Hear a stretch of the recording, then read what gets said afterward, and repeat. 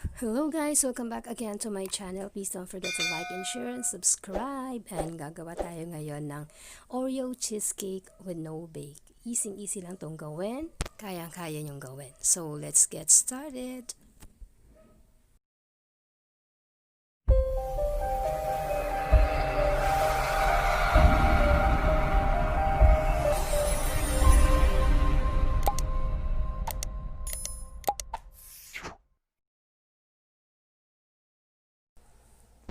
One cup crushed graham.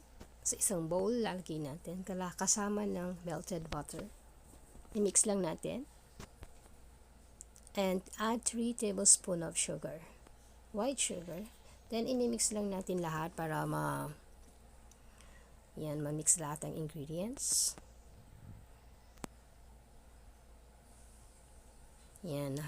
Tapos, ilalagay na natin siya sa isang topper or kahit saan gusto nyo ilagay na mold. Pwede sa baso or kayong bahala. Or sa isang topper na ganyan na plastic lang.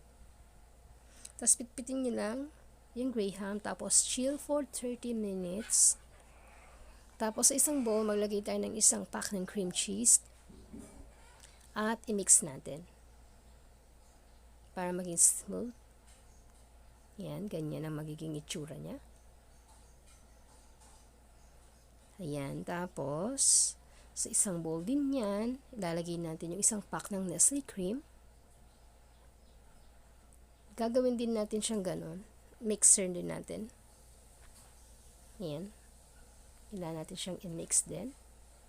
Para medyo umalsa at mas maging smooth. Yung kanyang texture. Tapos, ipagsasamain na natin yung cheese at saka yung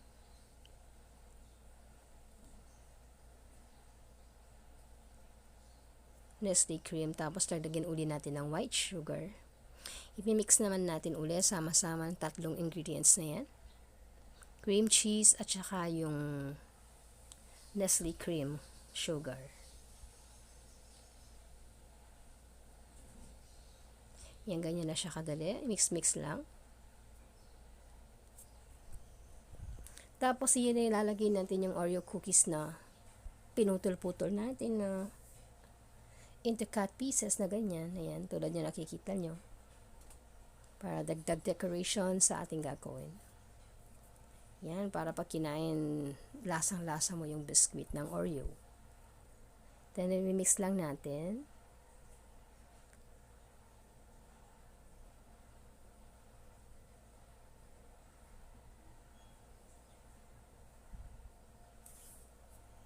Yan, ready na yan. Para ilagay natin doon sa chinil nating graham. Ayan. Yan yung kaninang nilagay na natin sa ref. Kaya malamig na yan. Pwede na natin ilagay yung ating mixture. Ayan. Makakagawa ka ng tatlong ganyan na topper. Doon sa mga ginawa natin. Tatlong ganyan.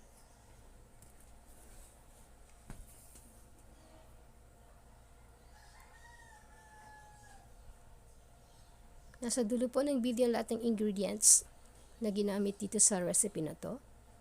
Kaya watch till the end. Nandun po yung mga recipe. Exact amount na ginamit sa recipe na to. Yan. Ilalagay na natin lahat. Ayan. I-plot natin para magandang tignan. Okay. Yan, ready na yan para i-ref. Yan, chichill lang natin yan mamayang konti. Pero lalagyan muna natin siya ng topping sa taas. Siyempre, Oreo biscuit. Yan, kayo nang bahala.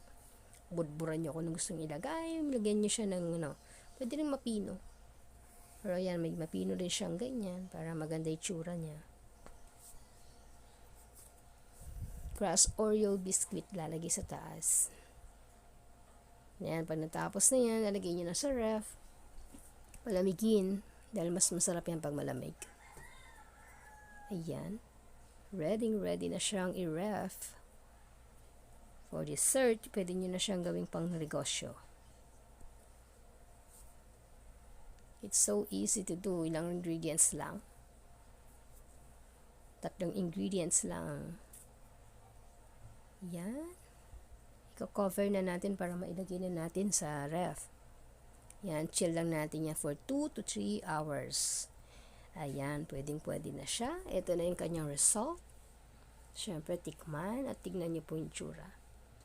Ayan. Super yummy. Try niyo po mga missies, mga friends dyan. Mummies.